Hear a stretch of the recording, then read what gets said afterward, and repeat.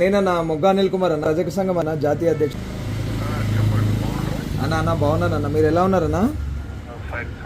అన్న ఏం లేదన్న, ఒక చిన్న సమస్య వచ్చిందన్న మీ నియోజకవర్గంలో అన్న. ఇది ఏమంటారు, బోయిలగూడెం అన్న, బోయిలగూడెం గట్టు మండలం అన్న.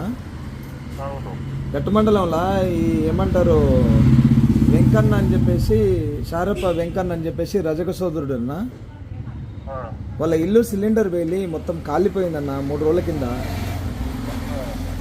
ఇల్లు మొత్తం ఏం లేదు, సామాన్ మొత్తం కాలిపోయింది. అంటే వీళ్ళు బయటికి వెళ్ళినారట, మొత్తం ఇల్లు కాలిపోయిందన్న. అయితే మీ దృష్టికి తీసుకురాలేకపోయారు. మీ దగ్గరికి నేను వెళ్ళమని చెప్పినానన్న. ఒకసారి మీ దగ్గరికి వస్తారన్న, వాళ్ళను ఏదన్నా ఒకసారి వెళ్ళి పరిశీలించినా పర్లేదు, ఏదన్నా ఒక సహకారం చేయండి అన్న వాళ్ళకి. నో ప్రాబ్లం అన్న, వచ్చినాక నేను పంపిస్తానన్న మీ దగ్గరికి. మాట్లాడి ఏదన్నా ఒక సెట్ చేయండి అన్న వాళ్ళకి.